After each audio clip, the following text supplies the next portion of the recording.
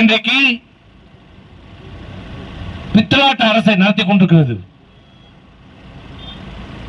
இன்றைக்கு சொல்லுகிறார் அந்த பாரதிய ஜனதாவுடைய இன்று வரைக்கும் தலைவராக இருக்கின்ற, நாளைக்கு இருப்பாரா என்ன என்பது அவருக்கும் தெரியாது. அதேமா 19ஆம் தேதிக்கு மேல அவர் இருப்பாரா என்பது அவருக்கே தெரியாது. ஆனால் அந்த அறவேக்காடு அண்ணாமலை சொல்லுது, அதிமுக தேர்தலுக்கு பிறகு இருக்காது. நாங்க இருக்கிறோமா இல்லையான்றது 52 வருஷம் ஆச்சு, அதை நாங்க பாத்துக்கிறோம். முதல்ல நீ பாரதிய ஜனதா கட்சி ஜூன் 4ஆம் தேதிக்கு பிறகு இந்த பாரதிய ஜனதா கட்சி இருக்குதா என்பதை பாத்துக்கோ. ஏன்னா இந்த கட்சியில் இருக்கிறவங்க உண்மையான பாரதிய ஜனதா கட்சி கிடையாது. அந்த பாரதிய ஜனதாவில் இருக்கிறவர்கள் 70% பேர் மாற்று கட்சியிலிருந்து வந்தவர்கள் தான் பாரதிய ஜனதா கட்சி. அந்த கட்சி அழிந்தது என்றால் சீட்டு கட்டு போல் கலைந்துவிடும். முதல்ல மோடி பிரதமரா இருக்கிறாரான்னு பாரு, அதுக்கப்புறம் பாரதிய ஜனதா இருக்கிறாரான்னு பாரு. ஆனா அவங்களுக்கே தெரிஞ்சு ஒரு நமக்கு தெரியும், ஒருத்தனுக்கு இறுதி காலம் வருதுன்னா அவனுக்கு தெரியும், உள் மனசு சொல்லும். நமக்கு நேரம் நெருங்கி போச்சு, நான் உள் மனசு சொல்லும், எல்லாருமே சொல்லுவாங்க. அவருக்கு தெரிஞ்சு போச்சு, அதான் அவர் அது மாதிரி எழுதி வச்சுட்டாரு, நல்லா சொன்னாரு. அது மாதிரிதான் பாரதிய ஜனதா கட்சிக்கு அவருடைய இறுதி காலம் தெரிஞ்சு போச்சு. அதனால்தான் இந்த ரோட் ஷோ நடத்துறாங்க. அது ரோட் ஷோவா? ஜனதாவோட இறுதி யாத்திரை. அந்த வண்டி அலங்காரம் பாத்தீங்களா? இந்த பாரதிய மோடி வந்த அலங்கார வண்டியை பாத்தீங்களா? அமித்ஷா வந்த வண்டியை பாத்தீங்களா? நம்ம ஊர்ல டெட் பாடி எடுத்து போவாங்களே, நல்லா கூந்து பாருங்க, நல்லா பாருங்க. அந்த வண்டி ஃபுல்லா பூ அலங்காரம். நம்ம ஊர்ல இறுதி யாத்திரைக்கு வண்டிக்கு அலங்காரம் பண்ணி கொண்டு போவாங்கள, அதே மாதிரி இருக்குது. அவங்களுக்கு தெரிஞ்சு போச்சு, இது நம்முடைய இறுதி யாத்திரை. இதுதான் தம்பி அண்ணாமலை, இதுதான் தம்பி உன் அண்ணாமலை, உன் கடைசி தேர்தல் பிரச்சாரம். ஆகவே நீ எங்களுக்கு பாடம் எடுக்காத. இது அனைத்து இந்திய அண்ணா திராவிட முன்னேற்ற கழகம், எம்ஜிஆரால் தொடங்கப்பட்ட இயக்கம், அம்மாவால் கட்டி காப்பாற்றப்பட்ட இயக்கம், தொண்டர்களால் உருவாக்கப்பட்ட இயக்கம்.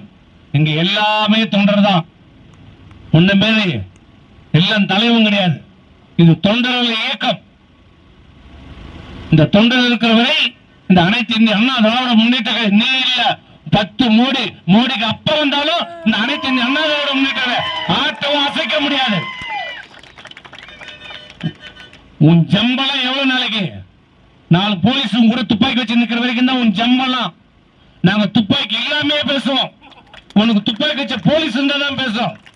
மத்தியில் ஆட்சி அதிகாரம் இருந்தா தான் நீ பேசுவ.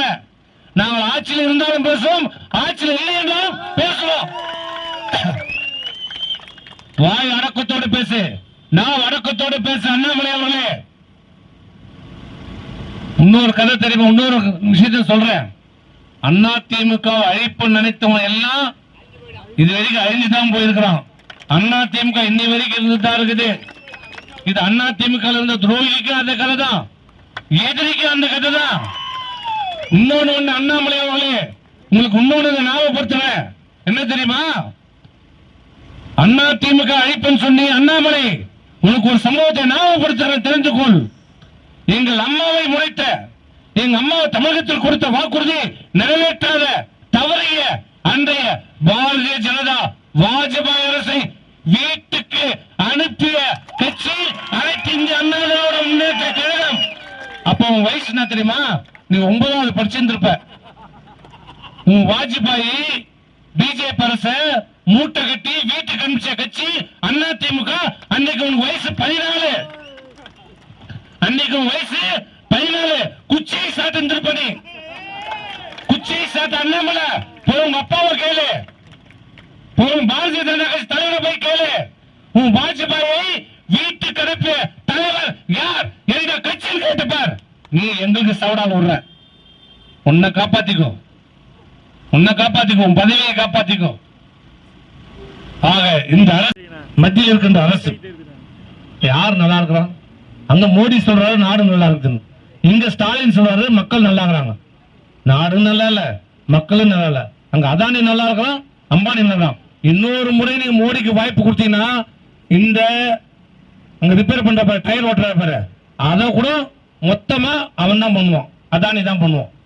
காய்கறி வைக்கிறது இப்ப அவன் தான் பண்றான், ரோடுக்கு காய வைக்கிறது அவன் வந்துருவான். எல்லா விமான நிலையமும் அவனுக்கு கொடுத்தாச்சு, எல்லா ரயில்வே நிலையமும் அவனுக்கு கொடுத்தாச்சு, எல்லா துறைமுகமும் அதானிக்கு கொடுத்தாச்சு, எல்லா மின்சாரமும் அதானிக்கு கொடுத்தாச்சு, எல்லா எண்ணெய் உற்பத்தி நிலையமும் அம்பானிக்கு கொடுத்தாச்சு. எந்த தொழிலுமே இல்லை. இன்னும் இருக்கிறது இன்னும் சொச்சு நச்சு இன்னும் வாய்ப்பு கொடுத்தீங்கன்னா இந்த நாட்டையே கூறு. அந்த டாஸ்மார்க்ல வாங்குற சரக்குக்கு தண்ணி கலந்து கொடுக்கறதும் அவன் குடும்பம் தான் அந்த தண்ணியை விற்குது. சரக்கை விநியோகிக்கிறான், தண்ணியை விநியோகிக்கிறான். பிறகு நாடு உருப்படும். ஆகவே இந்த அரசு தூக்கி எறியப்பட வேண்டும் என்றால்